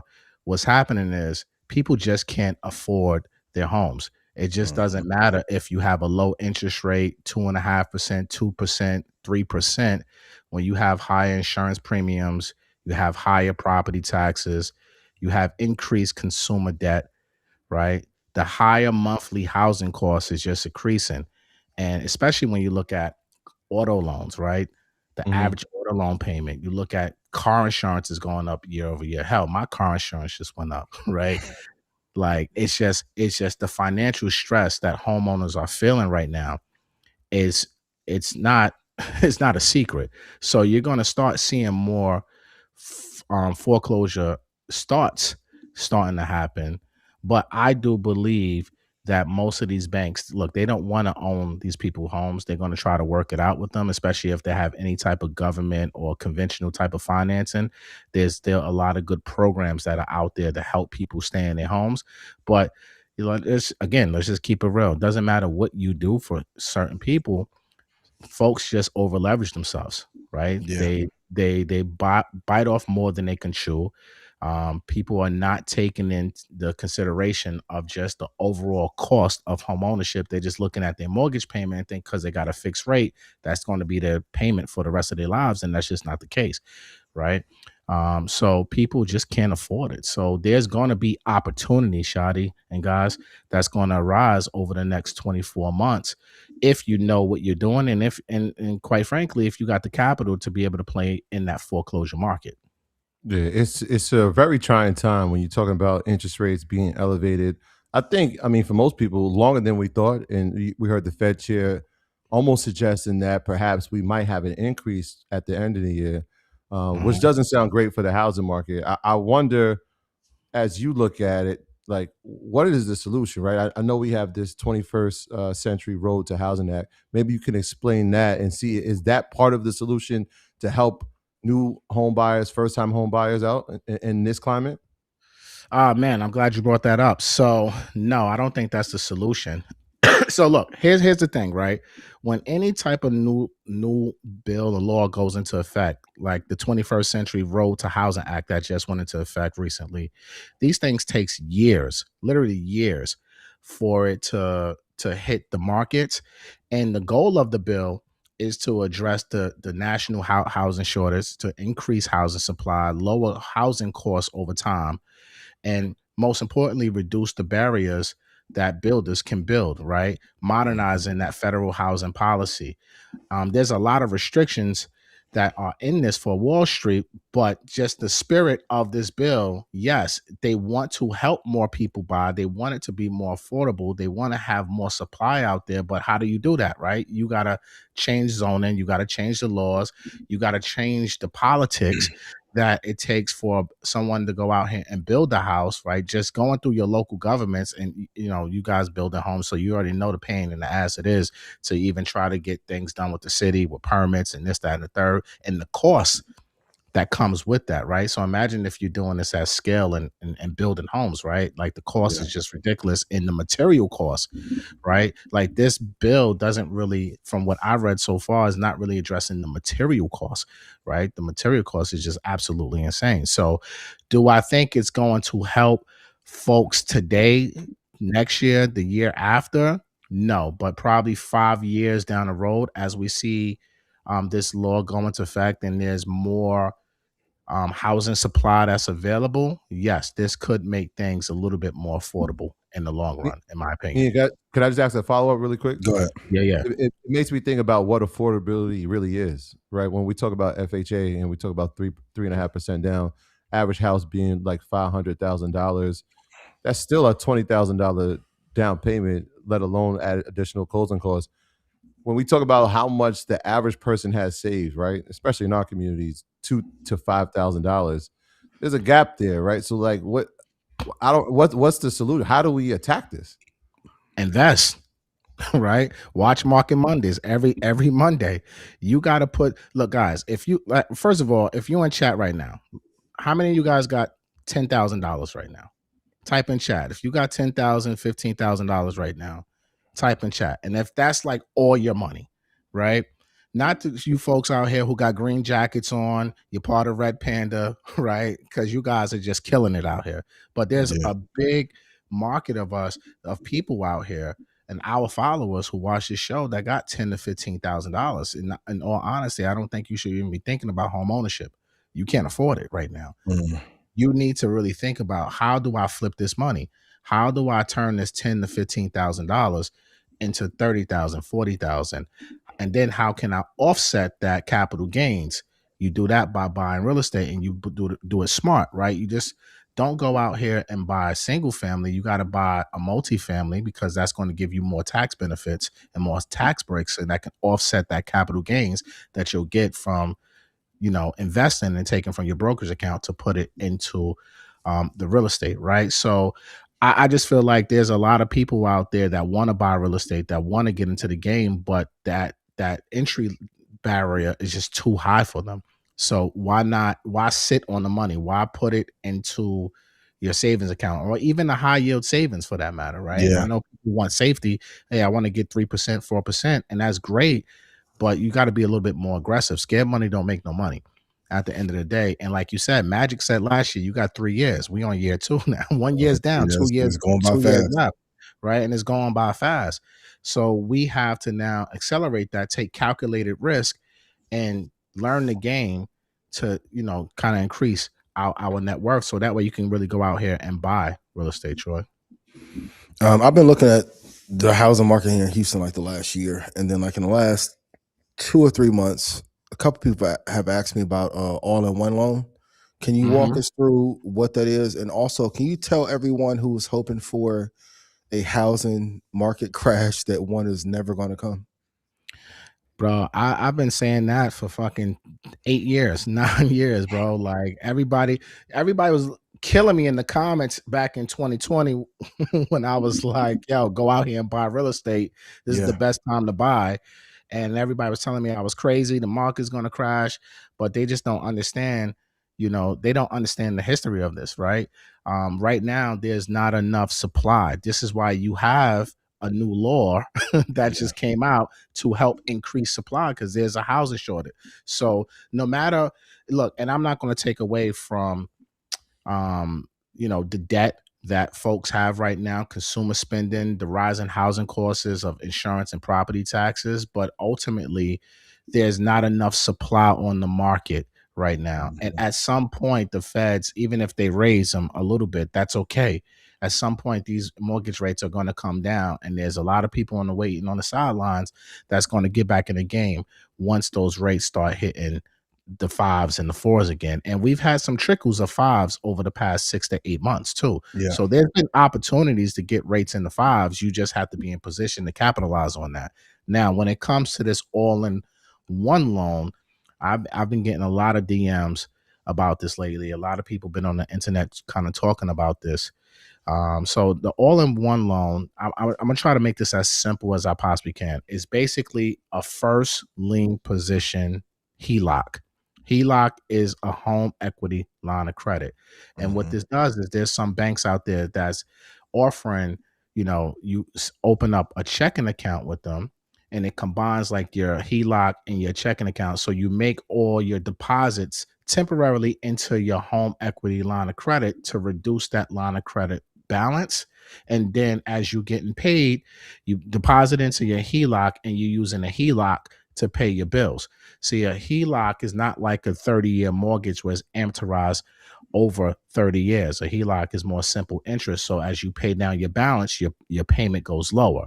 So instead of having cash sitting in your checkings and your savings account, you have that cash sitting in your HELOC, and you just use that HELOC to go about your daily spending, paying your bills, et cetera, et cetera. Now, this can reduce total interest that's paid and can definitely shorten the life of the loan. And it's definitely going to give you an increase in your cash flow and your flexibility. But this is best fit for folks who have money. So, right? So explain, is it a HELOC or it's not a HELOC? It's a HELOC. It's a HELOC. So when people say all in one, this is just marketing. So it's a HELOC. Right? It's a HELOC. Thank you for honesty. Yeah. It's another name for a HELOC. It's another name for a HELOC. It's something that people are using as more marketing, because they're saying, hey, you get a checking account that comes with it, and you can use a checking account with the HELOC. It's a HELOC, right? Plain and simple, it's a first lien position HELOC. That's all it is. And the HELOC, for those of you who don't know, is home equity line of credit. Like I said, you have, in most cases, you'll have a 10-year draw period. So in that 10-year draw period, you can use it like a credit card, right? You can use it, pay it off, use it, pay it off, use it, pay it off, and you have that flexibility. And then after 10 years, it converts into like a 20-year principal interest mortgage. These rates are generally higher than what a 30-year mortgage is going to be. These rates can range anywhere from 8 to 10, 11%, just depending on who's the lender, who's giving the HELOC, and ultimately your profile, right? But this strategy has been around for decades, right? First lien position HELOC, use that, put all your money into the HELOC and use that HELOC to pay your bills. And then you'll have surplus. So instead of it sitting in your checking account, you are paying less interest. And it's essentially, you can technically pay off your mortgage much faster this way. But again, you have to have surplus of income to do this. If you are someone who's kind of living check to check, this is probably not going to work for you, right? This is going to work for people who have good income, high income earners, people who got strong monthly cash flow, who don't need to continue to dip into that HELOC every single month to live their life, right? Borrowers who keep larger cash balances, this is perfect for them. Now, when you go out here and you purchase a home, this is not like a FHA loan, guys, or a conventional where you can do 3%, 3.5%, 5%. At a very minimum, you have to put down 10%. And some banks that offer this, you're going to have to probably put down more, 15 to 20%. So first things first, you have to have that down payment to even do this. Second thing is you need to have a low debt to income ratio, because That again, matters. that is extremely important. And I think that's the part that people are not speaking about. You can't really go out here and get a HELOC if you got a 55% debt to income ratio. Tell them what debt to income ratio is for those if they knew it or don't know. Debt to income ratio is exactly what it says, your debt towards your income and what that ratio is. So for example, if you have $10,000 gross of monthly income and your mortgage payment plus all your bills that are on your credit report, like your car loan, your student loans, your credit card bills, if everything comes up to $5,500 a month, you're at a 55% DTI or or debt to income ratio, right? So that could probably be good for FHA borrower. But if you're talking about a HELOC, you need to be at a 42% or lower debt to income ratio.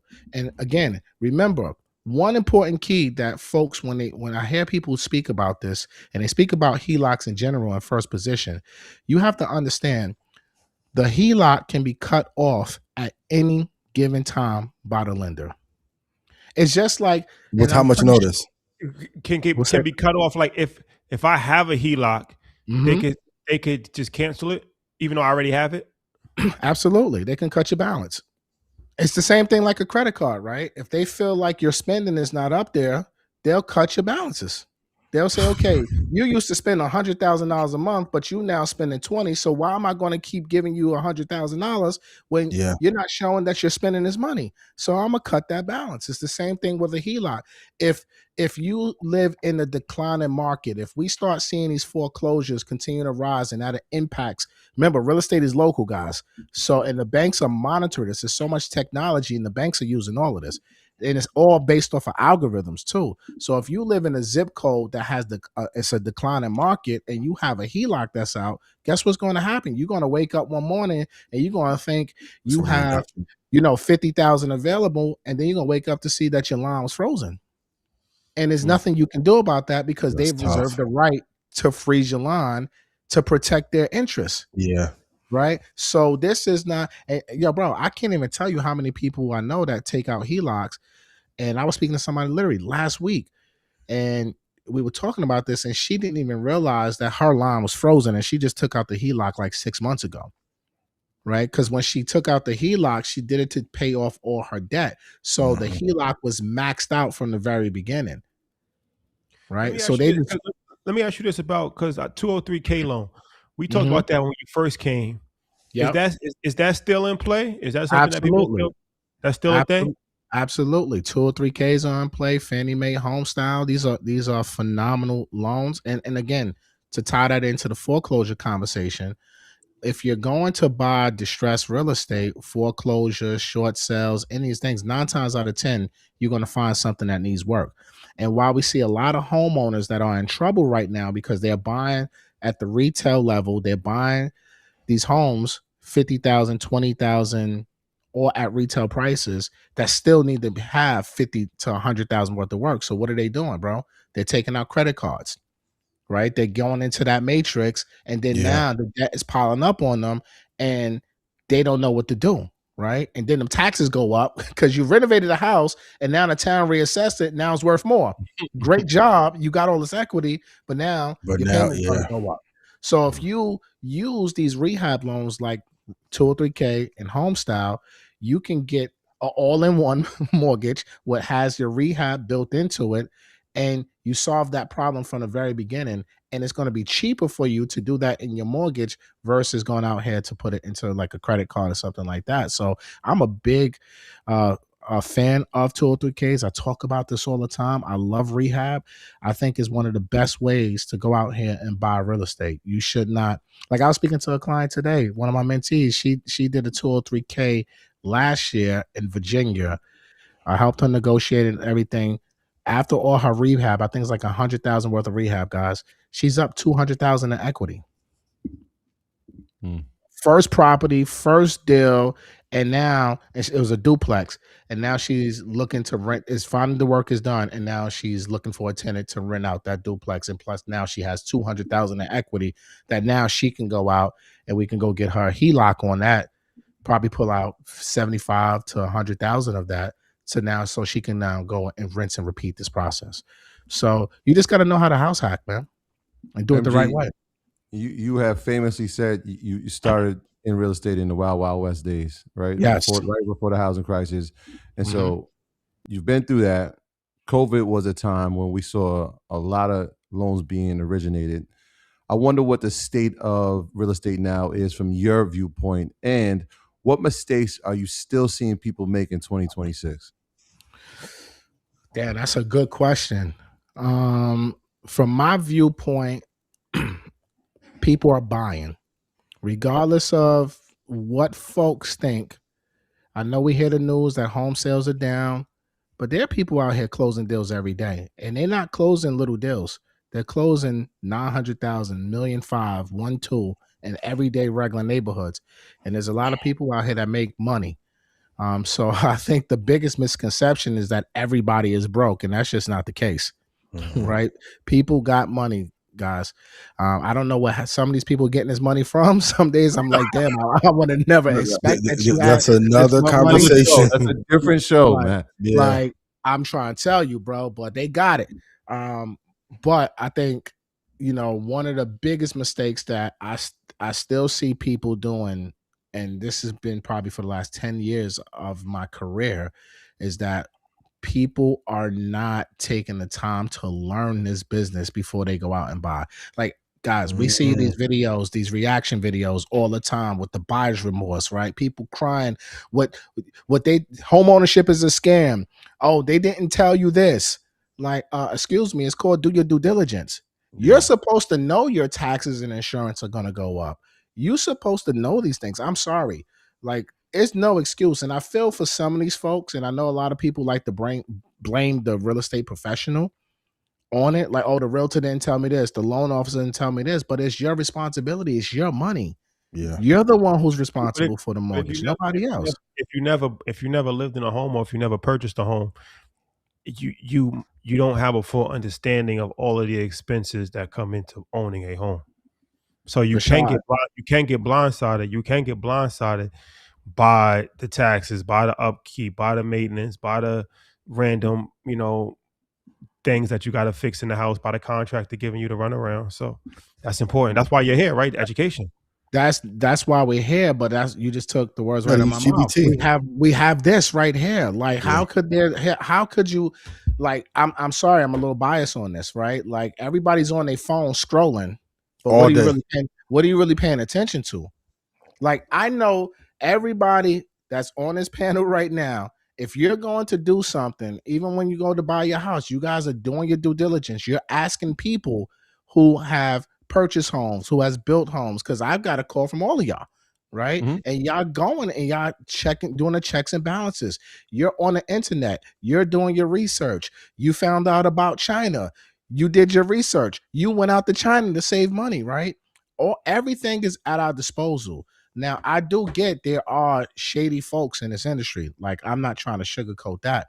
But again, the biggest mistake that I still see people do is that they're not taking the time to do the research on their own to make sure they're making a responsible decision about home ownership and making sure that they can actually afford versus what they get approved for. So to me, I think that's the biggest mistake that appeared, because everybody's just trying to keep up with the Joneses. Is there a ratio that you tell people to use to know how much house they should buy based on their income, especially for entrepreneurs? So if they make $200 a year, how much do you think the maximum their house should be? Nah, I don't really go by a ratio. What I try to do is just tell people, look, you know your bills, right?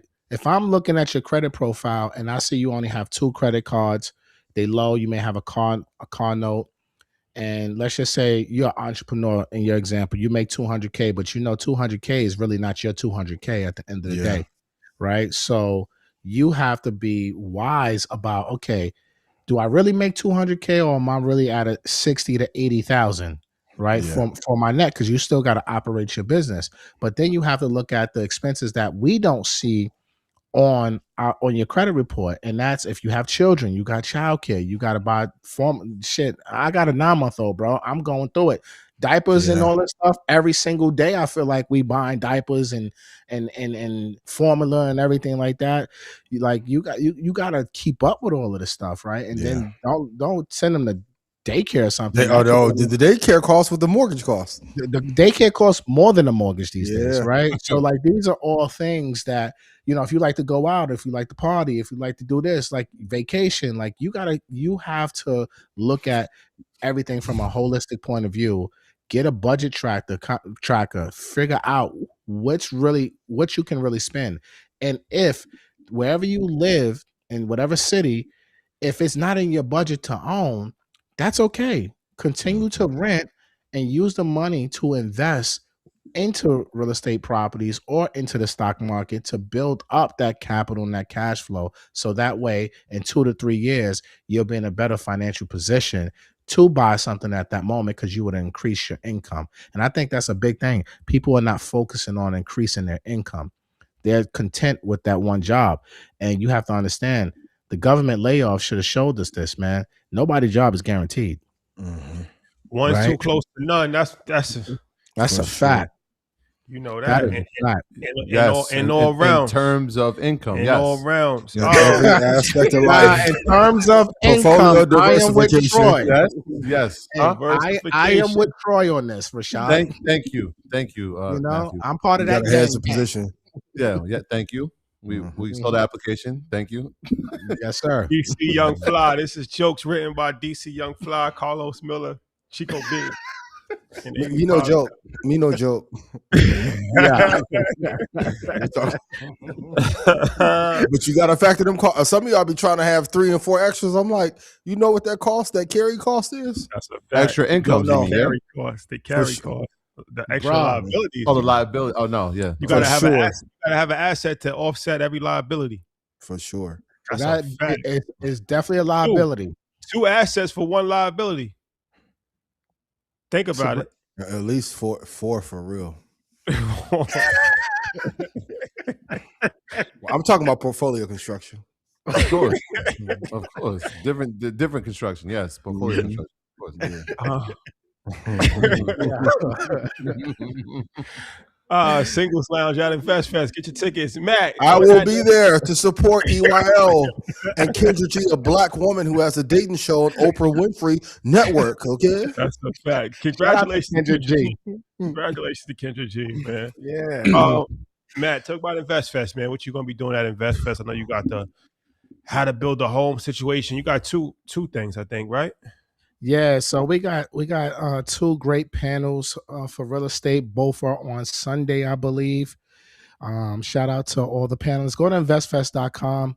You know, get your tickets. You can download the app to see the schedule. To run a show is there for you guys, so that way you can start making your plans. There's a lot happening at InvestFest, but you know, obviously we're going to give you high level education on real estate, talking about building the home, flipping, multifamilies, house hacking, you know, all that great stuff and all the information that you need from some of the best in the business. But I want to shout out to our partners at InvestFest, man. I want to give them some love while I got the floor. Shout out to all of our partners for InvestFest 2026. We definitely appreciate you guys' support and being a part of InvestFest to give us all these beautiful activations that you got going on. Friday, guys, let me tell you, there's a lot of partner seminars and workshops that are happening. I mean, we got Sway the Pro, who's doing Salon Suite. She got a whole thing going on. We got Invesco, BlackRock, Charles Schwab, right? We got High Risk. Shout out to Tommy Duncan. I mean, I don't want to miss nobody. We got so many different. Shout out to Miss Business. We got Miss Business. She's doing a whole. You know, Miss Business don't come to play, y'all. Miss Business is coming with the heat, like she does every single year. But I want to give a big shout out to Square. Square partners with InvestFest for 2026. You know, we got the 50% off, and they've been a great partner with us. But I want to tell you guys, Square's also given $100,000 worth of Bitcoin in the vendor marketplace this year that can be used at InvestFest, right? So you guys got to really understand the level. Oh, what are they doing? $100,000 Bitcoin? They're giving away $100,000 worth of Bitcoin at InvestFest. How are they doing that? Via Cash App, right? So you're gonna have to go to the Square and Cash booth? App booth. Yeah. At InvestFest. So you're gonna have Cash App to be able to participate in this, and you can only use the Bitcoin while you're at InvestFest 2026, Oh, and to spend with the vendors. you to spend with the vendors. Exactly. Oh, that's fire. Exactly. That's fire. You know what I'm That's a saying? circular Like economy I like. that's how that partnership that's incredible, right? Like where else can you go? Right? Like really think about this, guys. Where else can you go out of everything that you see in the world but InvestFest? Every single year we step it up, right? There's always something bigger and better, and it's always resources that's available for you guys, right? Invesco, I heard you guys mention QQQ. Right, Invesco is one of our partners this year as well, and they're doing something I think that's going to be amazing. I just want to get this. Let me just go to this because I want to really say this the right way. Invesco will have members of its recruiting and HR teams on site at InvestFest. They're at booth number 801, and they want to if you want to explore career opportunities at Invesco and learn the possibilities, right, of getting a job there, they're going to have recruiters and HR teams there on the spot, and they're hiring across all departments, right? So, we have partnerships with these big companies, and they're coming in, and one of my things with them, look, guys, we need to have more resources for our people, right? And this is like to me, I think this is a big thing. This is one of the first companies that we've partnered with in the 6 years at InvestFest that's actually saying, you know what, we want to come here and we want to recruit some of this talent, right? And because there's a lot of talent that's at InvestFest over that 3 to 4 days. So when we giving you guys this sale 50% off, and especially if you are talent and you're looking to increase your income and you want to get a new job and you work in that financial sector, you need to be going to investfest.com using that code SQUARE right now to get a ticket, because there's going to be endless opportunities out there for you. And we have so many other things that's going on, man, from so many different pop-up shops and so many just wonderful things that's happening. The networking is going to be on fire. And I'm telling you, I speak to these partners every single day almost, it feels like, for the last 5 months. They are gearing up to put on the show. Right? Like they are coming out here. They want to give resources. They want to give information. They want to help. They want to teach. Like we got some of the biggest companies in the world partnering with us at InvestFest 2026. And they just want to help us and help our community get to that next level. So look, the education is on us, like Troy said, but the execution is on you. What are you waiting for? Why don't you have a ticket yet? There you have it. Jizzle, MG, we appreciate that. amazing. Breaking news alert, by the way. MG, the mortgage Yeah, guy. for real.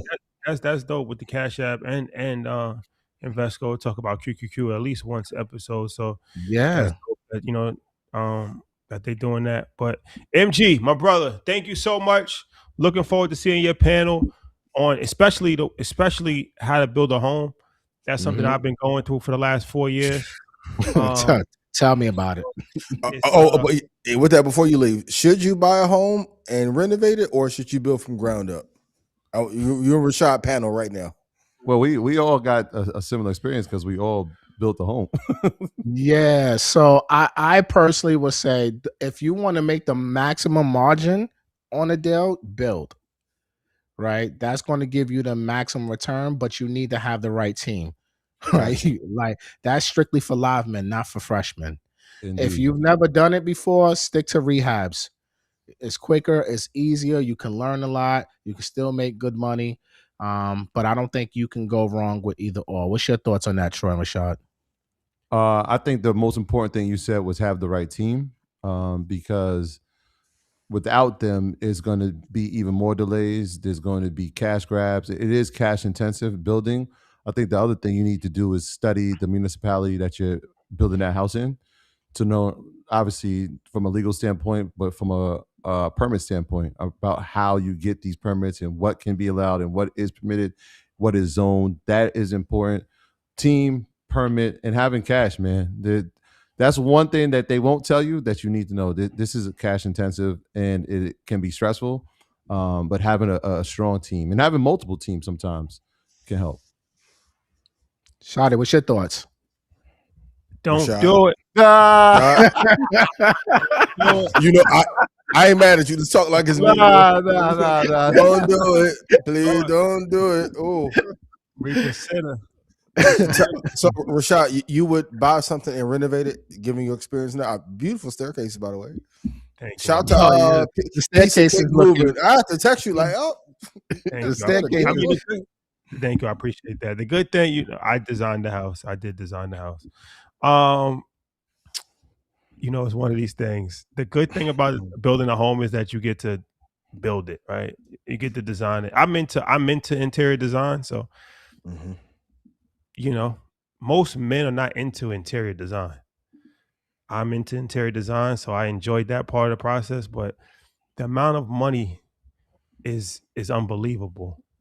And the stress and the delays and the hiccups and arguing with contractors, and man, It's not for the faint of heart. it's something that I think, and I had a bad situation, so people obviously probably had better situations than me, but it's unbelievable. It's actually unbelievable, the amount of stress and the amount of money that I personally have spent over the last 4 years. So was it cool to design my house? Yes, because I always liked Sims growing up. So it is cool to just say, okay, I want this, I want that, I want this, I want that, I want that. Go to China. That's all been cool.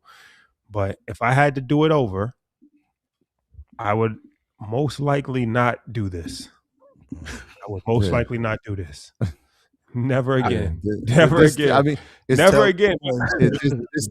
That's why I said, so like, even we've had these conversations just like personally, right? I'm like, the process is tedious and the glory is on the other side of it. When, yes, you have created something. My situation is obviously different, but I mean, we're pretty much neighbors. Building that with somebody, waking up in it and realizing like, yo, you really did this. Like, this is something that you really did. You accomplished it.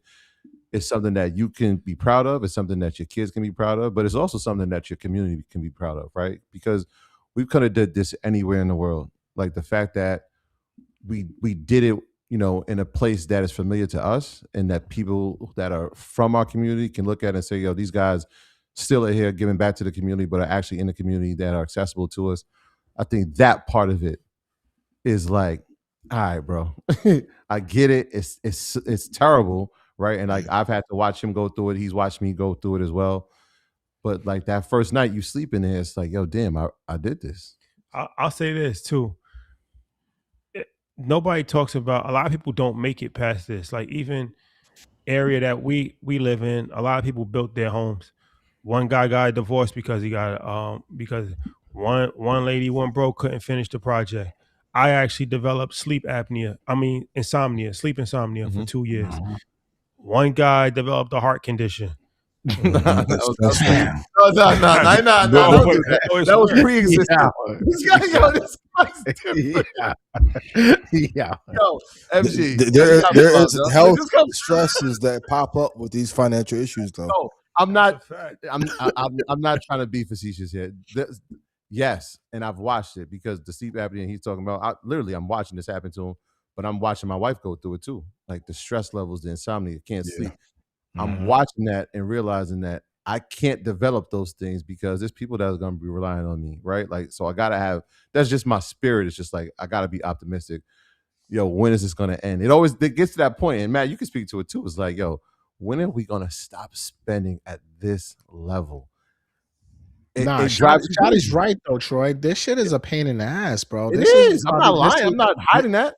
This is one of the most stressful things that I've ever experienced in real estate. It just doesn't make no sense some days, and it's just like, yo, I just feel like, yo, some days I'm just like, I feel like I just want to throw in the towel, like, but I'm like, I didn't come this far to get this far, so I gotta see this to the end, But I can't wait to have that experience, like you're saying, just to wake up and you be in your joint after all the blood, sweat, and tears and all the hundreds and hundreds and hundreds of thousands of dollars that you have spent.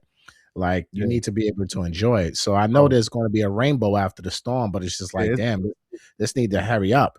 So that's the thing, right? So like I've been able to do that, and even now, like I'll wake up and just be like, "Yo, look at God! Like God is good. God is really the greatest." To the point where sometimes I'm like, "Where am I? This is really like where I'm living. Like this is crazy." But that just goes to like, yeah, I know people say when you in it, it fucking sucks. It does fucking suck. And they're like, "Yo, don't worry, you won't think about it as much as when you're living here, and it's a part of your everyday, and you know you can really be proud of it." And like slowly, I'm feeling that. Because I'm still building. There's still pieces that I'm adding. I'll text you. I'll call you after this so you can see what we just did. Yeah. But it's slowly happening. I watch it. I'm watching him go through it. I'm like, I know exactly what he's feeling because it's like, damn. You know what I mean? One of them days, about a year and a half, God called Rashad, like, "Yeah, you good?" He like, "Yeah." I'm like, "I know you're not good. I know you're not sleeping." These are the other parts of the conversations that have to be had too. I keep telling you, after you get the money, they have 1,000 ways to take it from you. 100%. And it goes fast. That's a fact. Building a house, you'll see your money go fast. Yeah, and it's like I said, Nothing like every day is I spend money every single day. But you know, I moved in. The house is not done yet, but you know, we working around construction. But it, you know, it's coming together. Like Brick by brick. you know, all right. If you get married, they say this isn't something you should enter unadvised, something like that. Like that's what they say. You should seek counsel. This isn't something that you should enter unadvised. Building a home or even buying a home. Buying a home is not something you should enter unadvised. Agreed. Like that's a big deal. It's a commitment. And you know me, I never lived in a home. So even now it feels slightly weird, like waking up like by myself in a home. It's kind of a big big space. Yeah. Feels slightly weird. It's a difference. Honestly, like, you know, to be completely honest with you about it. Yo, bro, you gotta put a family in there. We talk about on Blackout. I'm eating lunch. This guy's in my front yard, man. What you did? Yeah, bro. I mean, look, yeah, shoddy, man. You gotta have more kids or something, bro. Yo, come on, man. What you doing? I'm just saying, man? I was just saying, son, you might have to like pop out 2 more or something. I don't know, B. Like you got that big, you know, like y'all got that big crib. Hey. Pause. You know, TV time out. Like pause, but like that one is crazy. Damn. I'm just saying though, like have some respect for yourself. I'm just saying though. Wow. God is good, bro. God is good, bro. God is good. God is good as a follow-up is crazy after that. Respectfully. Oh, man. All right, MG, I'm gonna hit you after this, man. bro. Always a pleasure, bro. Man, I appreciate you. One of the hardest working. I appreciate the love as always, man. All right. We're in a little overtime, but that home conversation is needed. We gotta talk about that on Blackout, man, because that brings up needed, bro. It's an emotional conversation because it's ups and downs. It's good things, it's bad things, it's money spent, it's, you know, it's triumphs, it's failures, it's so many different things that go into buying a home, building a home. And like I said, most of the time when people build a home, let's say a man, their wife is doing a lot of that, or they have an interior designer. Yeah. So not only am I paying for everything, but I'm actually picking out color palettes and going over grout of the floors and tile patterns. It's a lot, That's man. important. It's actually a full lighting. The lighting. Yeah, I mean, every detail that you don't think of is what you need, right? Like, who's thinking about what your doorknob or your faucet handles are? But like, yo, it's part of the process. And the fact, I think the other side of it is that the fact that you're able to do it. Like, I'm with somebody and we're building it together. So like, my ideas are great. If her ideas are great and they don't match, now that's you know what I mean? It's a discussion that we have to have. Conversation. Yeah, and it's, how are we gonna go to sleep? Are we sleeping with our backs turned after we have this conversation about how much things are costing, the idea of it?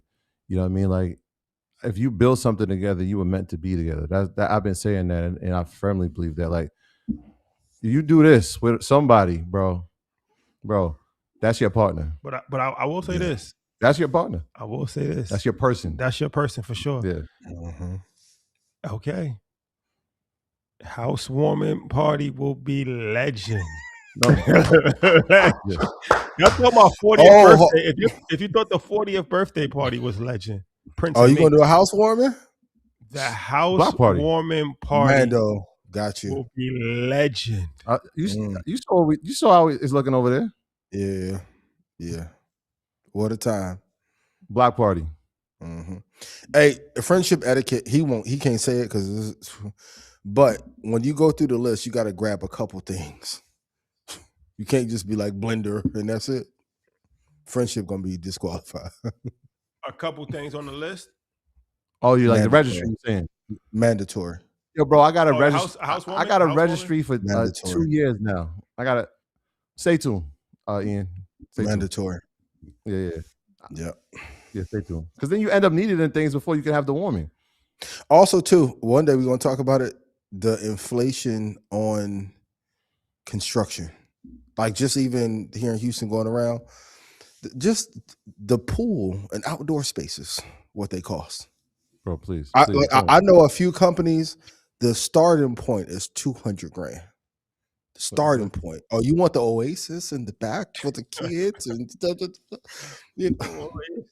I don't even. Let's get through the process before we have a conversation about that. Yeah. Somebody said whoever Rashad settles with will trash his interior design. Oh wow, why would they trash my interior design? I have good taste. Obviously, I'm a tastemaker. I'm a tastemaker. I don't think somebody would trash my interior design. And if so, it's another conversation. We have it on Blackout. Sometimes people walk into heaven and they want it to be purgatory. You got to be mindful of the people who are not happy to be in heaven. Respectfully. You got to be mindful of people that's in heaven. You got to be mindful of the people that's in hell to stay in heaven. You got to be careful, yo. Got to be careful. What they say, fire fast and hire slow? That applies to every area of life, yo. Investment portfolio across the board. I know y'all thought we was only going to do 15 more minutes. Let's make it count. Come on. A house is not the same as a home. You want to do 15 more minutes? I'm joking, but we can. Oh, okay. No, we good. We can run down these quick. 30 seconds. Mike, we went past the portfolio joint. Fire round. Oracle's downside risk. I mean, I think it's pretty evident. The downside risk is the circular economy. When we're talking about Oracle, it's obviously been put into this open AI chat as we see more and more open source models come to it.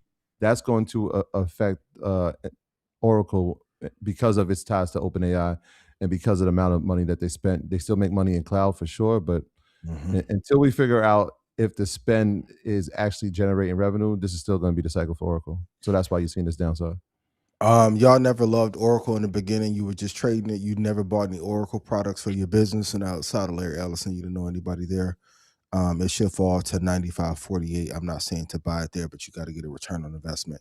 But this is a classic case of you trying to get a quick buck and not understanding the underlying asset and how they're going to get a return on capital. ROC. Apple and Lilly strength. Amazing. Yeah, 10 out of 10. We can get That's that a one. good joint. SpaceX buying opportunity. Last thing. I feel like every week we talk about SpaceX and it's still within the 6-month period.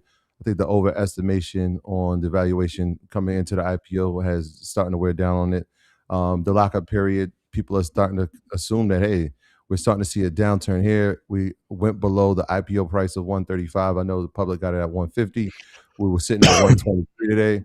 Yeah, it's still in this lockup period. So if we're still living by that 6 months, we're not touching it. Or if we got it pre-IPO, this is a long-term hold. We're not going anywhere for it. So two things can be right. Was it overvalued? Yes. Is it going to be a company that's going to be prominent in the future? Yes. I got to give my son credit. Before it IPO'd, he called it going to 105. I think we can hit that. So Zane, I'm giving you your credit, even though you was watching Streamer University. Yeah. What made him call? What made him say it was going to 105?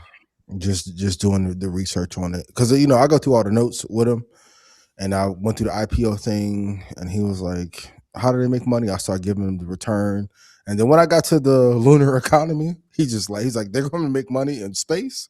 I said, "Yeah." He said, "Oh no." We put up the chart. He said, "Nah, I got it going to 105." So baby pandas. Baby. Shout out to my baby. Yep. All right, guys. Thank you so much. Appreciate you guys. Troy's options class is Thursday. My financial planning class is Wednesday. John Morgan, 12 o'clock on Thursday. Blackout, 9 o'clock Eastern Standard Time. It's a lot to talk about. Yeah, make sure y'all there early. We might have some surprises. Well, we definitely gonna have some surprises, so make sure y'all pull up. No 45-minute show again. Maybe next time. No. Summer hours next Monday. Summer hours next Monday. Breakfast Club. Watch Breakfast Club tomorrow. I'm apologizing to nobody. Listen, if you what was it, a company or person? We'll tell you. Comment. Great. Okay. Yeah. After we fade to black. 1 minute, we'll tell you. All right, guys. It's been real. Peace. Thanks y'all for coming out. Love y'all.